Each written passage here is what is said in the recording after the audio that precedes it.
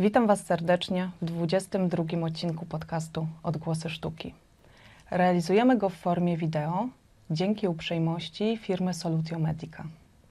W studiu goszczę dzisiaj artystkę wizualną Justynę Smoleń.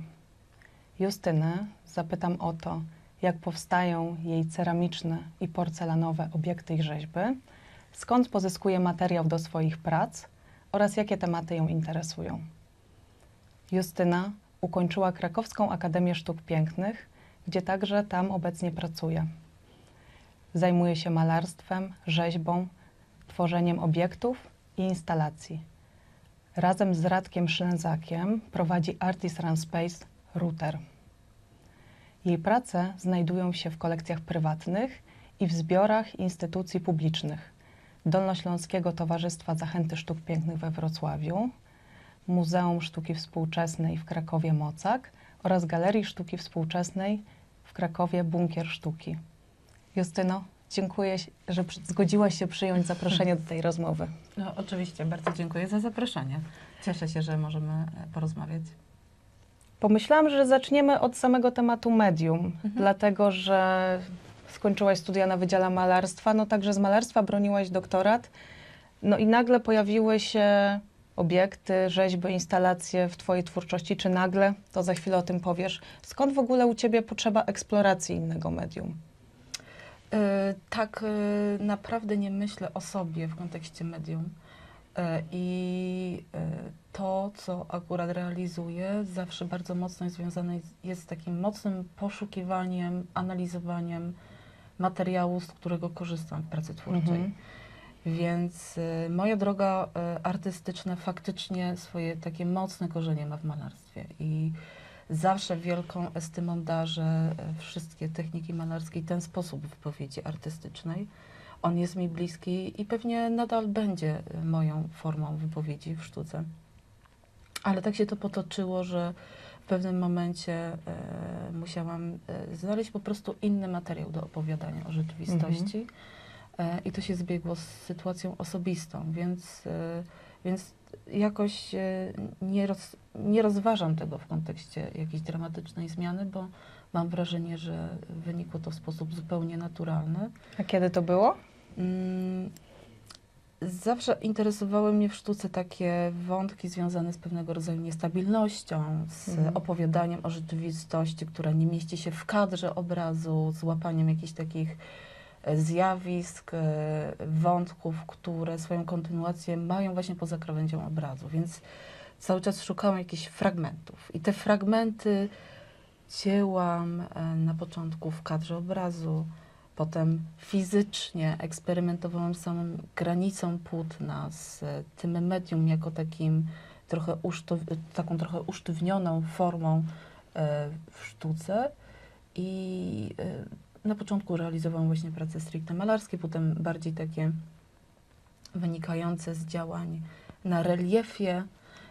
I potem ten relief też działał już w taki sposób bardzo interaktywny z odbiorcą.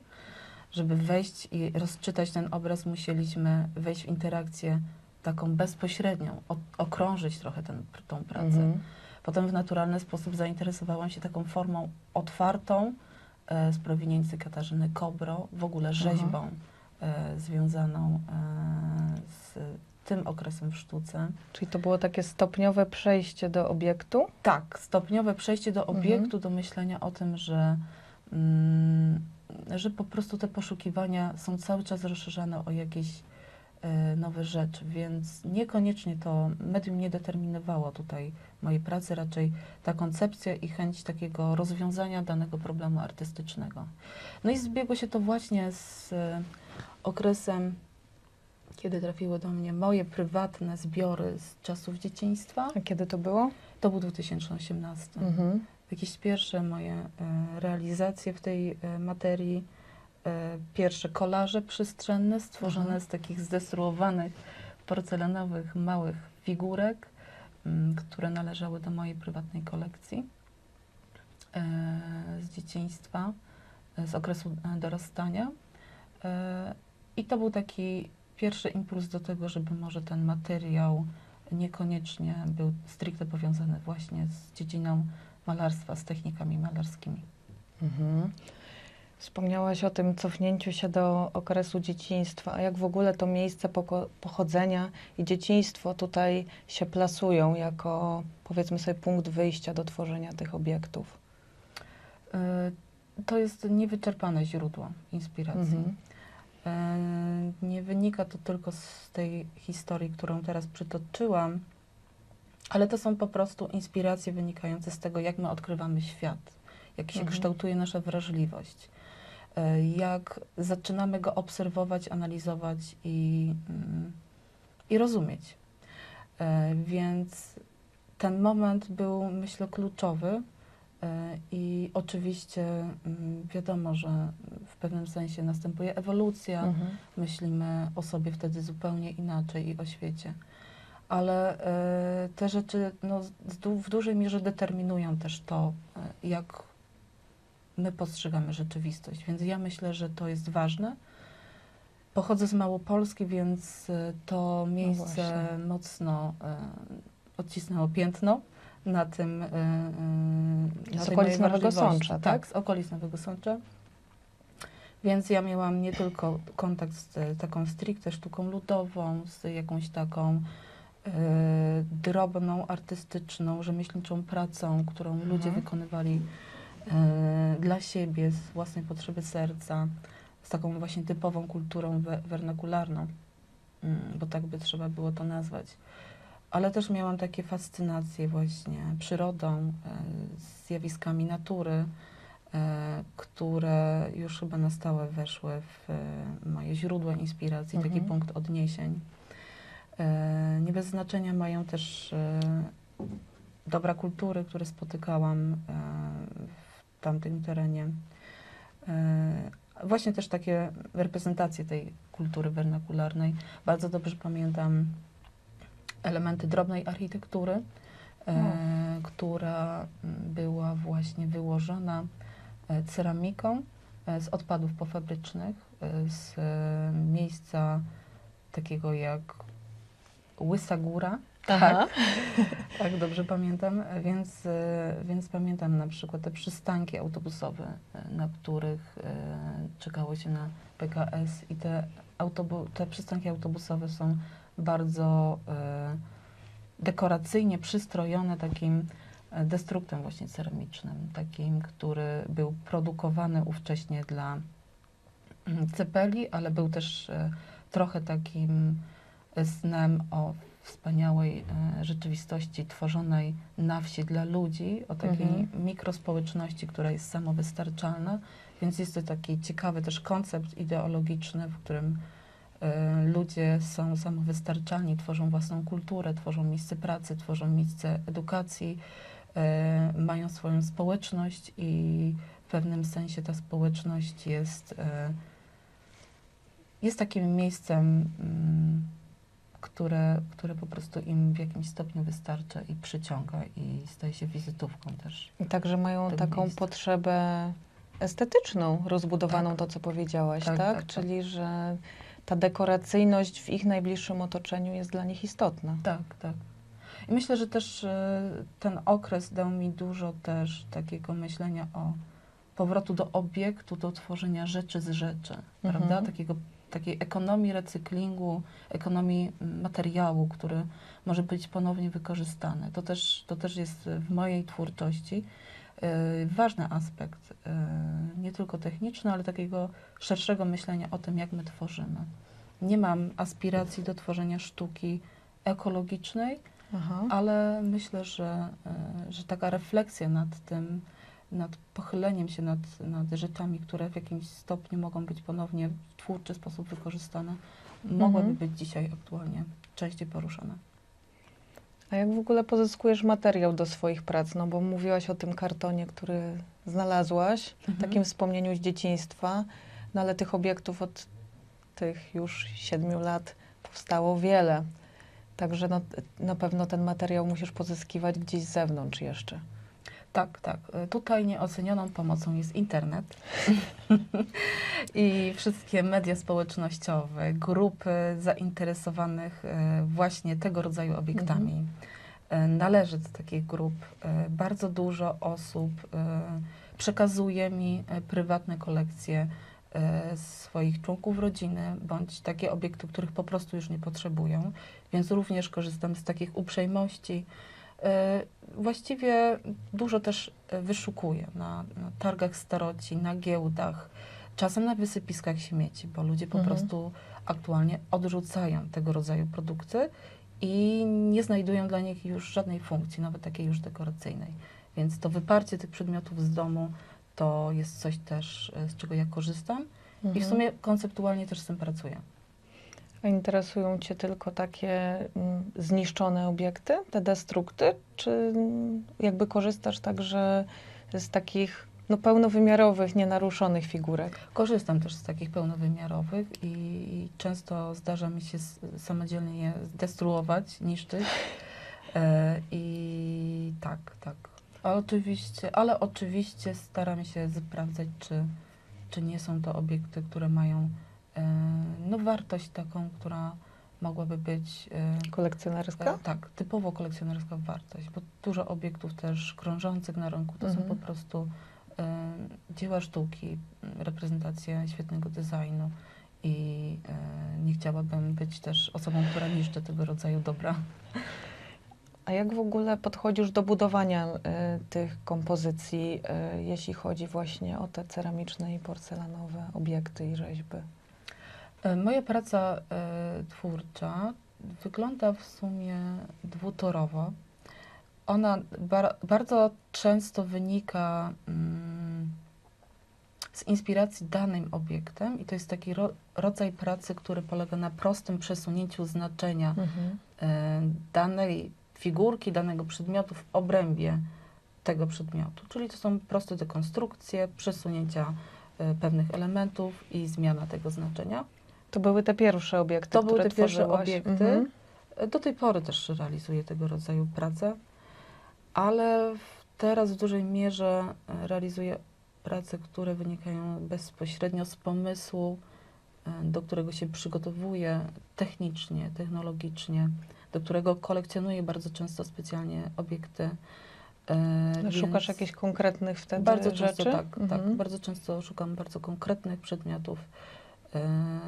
Jeśli też mam taką potrzebę, to tworzę też własnoręczną ceramikę i tutaj często korzystam też z odcisków wykonywanych bezpośrednio na obiektach znalezionych w naturze, więc bardzo często korzystam z grzybów, z kory drzewa, z kamieni, z których ściągam formę rzeźbiarską, aby następnie wykonać sobie taki obiekt, taką skorupkę, z której później mogę też korzystać właśnie w pracy twórczej przy tego rodzaju obiektach. A myśląc o takich większych, bardziej skomplikowanych obiektach, czy tworzysz szkice lub projekty wcześniej? To znaczy Tak. wyobrażasz sobie, jak one będą wyglądały? Tak. Jest to skomplikowany proces, bo materiał, który wybrałam sobie do pracy, niestety nie jest plastyczny. I aby połączyć te wszystkie elementy ze sobą, bardzo szczegółowo, oprócz samej koncepcji na pracę, muszę przemyśleć konstrukcję techniczną, więc raczej jest to wszystko bardzo szczegółowo zaplanowane. A za pomocą czego łączysz te poszczególne elementy, te figurki ze sobą? Więc to są kleje epoksydowe, masy epoksydowe. Wewnątrz bardzo często jest konstrukcja stalowa, która trzyma całość. Też w niektórych miejscach, kiedy trzeba odpowiednio obciążyć formę, jest również wypełnienie z betonu albo z innych mas. Wspomniałaś o tych odciskach z grzybów. Natura w przypadku tych Twoich najnowszych realizacji jest coraz mocniej obecna i widoczna. W jaki sposób łączysz właśnie te tematy natury i kultury ze sobą? Tutaj bardzo często szukam właśnie takich analogii i te analogie mnie prowadzą bardzo często w pracy. One są źródłem inspiracji. Obserwuję takie rzeczy w naturze, taki ciągły obieg tej materii, krążenie tych fragmentów rzeczywistości. to rodzenie się, umieranie, przemienianie się tej materii i pewnego rodzaju przepływ informacji. Ten przepływ informacji znajduje w takich reprezentacjach natury jak grzyby. To jest ciekawy wątek bardzo. Tak, tak, to jest bardzo ciekawy wątek. Grzyby jako nośniki informacji, również takiej międzygatunkowej. One bardzo często są nośnikami informacji pomiędzy drzewami w lesie, pomiędzy innymi po prostu roślinami. Więc ta komunikacja w obrębie przyrody jest dla mnie też bardzo ciekawym takim polem do refleksji, do zastanowienia się nad tym, jak kultura pracuje. I takich analogii właśnie szukam w kulturze, pewnych przepływów znaczeń w obrębie obiektów, które tworzymy, którym nadajemy te znaczenia. Zastanawiam się nad tą płynnością właśnie znaczeń w tych obiektach, nad tym, jak one pracują w naszej pamięci, nad tym, jak one kształtują bardzo często nasze wyobrażenia, jak ich jak ich kształt po prostu w kontekście czasu, miejsca zmienia się. To jest dla mnie bardzo ciekawe i jest po prostu takim często motorem napędowym do niektórych realizacji. Wydaje mi się, że sam też sposób postrzegania tych porcelanowych figurek, tak jak mówiłaś, w latach 90. się je kolekcjonowało, były takim przedmiotem pożądania, tworzyły taki element naszej rzeczywistości w domach, a teraz są już takie niechciane, zbędne. To też jest takim bardzo łatwym pokazaniem tego, w jaki sposób te takie nasze symbole i rzeczy związane z naszym życiem, jakby zmieniają w ogóle sposób postrzegania przez nas, prawda? Tak, sposób postrzegania, sposób tego, jak my myślimy też o sobie, jak kształtujemy naszą rzeczywistość wokół nas i to w sposób taki niezauważalny by się wydawało, prawda? Ale jednak otaczamy się pewnego rodzaju przedmiotami, pewnego rodzaju estetyką, nie tylko indywidualnie, ale tak zbiorowo. Po prostu mamy pewnego rodzaju obiekty, które stoją na półkach nas wszystkich i one coś znaczą, prawda? I to też jest dla mnie ciekawe, że na takim poziomie osobistym, ale też takim właśnie szerszym, potrzebujemy tego rodzaju znaczeń, którymi się otaczamy i którymi też w jakiś sposób się komunikujemy. A jakie tematy poruszasz w ogóle tak w swojej twórczości? Mówiłyśmy kultura, natura. Pytanie, co jeszcze? Tak, są takie wątki, które są związane bezpośrednio z ciałem, z tym, jak my postrzegamy ciało, jak je stereotypizujemy. Masz na myśli ciało kobiece? Zazwyczaj tak. Myślę, że ono jest mocno eksplorowane i w kulturze, w popkulturze, ale przede wszystkim też w takim szerszym społecznym kontekście. Więc ta cielesność, to jak to ciało jest wykorzystywane, bardzo często też obarczone pewnego rodzaju wyobrażeniami. Z tym też pracuję, z takim trochę, z takim mocnym piętnem, jakie w kulturze jest w związku właśnie z ciałem i z tym, jak ciało, szczególnie kobiece, powinno wyglądać, jak powinno być sprzedawane, prawda, jak powinno właśnie sprzedawać jakieś obiekty ówcześnie. W niektórych twoich obiektach widzę też takie połączenie świata zwierząt i ludzi. Powiesz coś o tym więcej? Tak, tak. Interesuje mnie też właśnie taka niebinarność rzeczy, taka właśnie związana z przepływem znaczeń pomiędzy właśnie światem zwierząt i światem ludzkim. Szukam tych analogii, ale też powiązań i opowiadam o tych zależnościach. Bardzo często też o przemocy wobec zwierząt, o tym, jaką my funkcję wobec zwierząt spełniamy, a jaką funkcję spełniają dla nas zwierzęta, jak te relacje się rozgrywają i też często krytycznie komentuję tą rzeczywistość. Czyli powiedziałyśmy sobie o sposobie postrzegania ciała kobiecego, o relacjach między zwierzętami a ludźmi, a relacje damsko-męskie? Tak, też są. Wszelkiego rodzaju relacje między ludźmi. To też jest niezłe pole rozgrywki. I myślę, że te relacje romantyczne, te relacje międzyludzkie są chyba najbardziej takie dotykające nas wszystkich, więc też z tym pracuję i komentuję to, ponieważ też jest to miejsce takie obarczone właśnie taką pewnego rodzaju kalką i stereotypem, więc trochę pracuję z takimi wyobrażeniami na ten temat. Mhm. A ten najnowszy cykl prac Lawa, gdzie odchodzisz od tych prac takich mocno estetycznych, powiedziałabym, i łączysz całkiem inne obiekty ze sobą. Czy mogłabyś o tym coś więcej opowiedzieć? Tak, to są prace, które bezpośrednio wynikają z inspiracji naturą i kulturą ludową, ale nie tylko ludową, taką związaną z karczmianym życiem, trochę z taką estetyką, którą chcemy wyprzeć z naszej świadomości, ale ona cały czas funkcjonuje, jest obecna, kojarzymy ją, pamiętamy.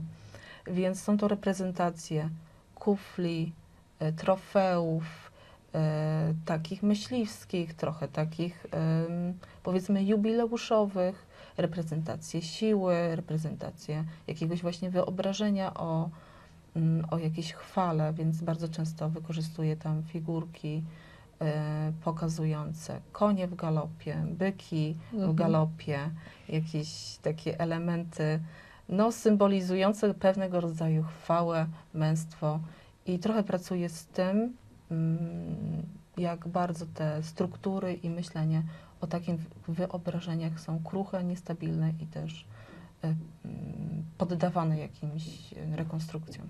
Mhm. I to też zestawiasz z takimi procesami naturalnymi, no bo Tak. sam ta nazwa cyklu jest dla mnie interesująca. Tak. Zestawiam to z naturalnymi z odciskami natury. Też często odnoszę się do obiektów będących reprezentacją natury, tak jak Ojcowski Park Narodowy ma świetną maczugę Herkulesa. I tutaj odnoszę się w tej maczudze nie tylko do właśnie takiej, tutaj nastąpiła taka relacja kultury i natury, połączenia tego w jednym obiekcie, ale również do takiej mitologii już głęboko zakorzenionej w naszej kulturze europejskiej, gdzie maczuga jest tym elementem przemocy, pewnej takiego symbolu przemocy wobec innych i też no, reprezentuje pewnego rodzaju właśnie siłę. Mhm. A jak w ogóle wygląda twój rytm pracy? Starasz się być w pracowni codziennie, no bo łączysz wiele obowiązków, także akademickich między innymi, z pracą artystyczną. Trzeba by było powiedzieć, że moja praca jest taka trzyetatowa, ponieważ mam również małe dzieci. To ma znaczenie i oczywiście w pewnym sensie traci się taki komfort pracy twórczej w momencie, kiedy ma się inne obowiązki. Na szczęście ja nie jestem taką osobą, która jakby potrzebuje takiego długofalowego bycia w pracowni.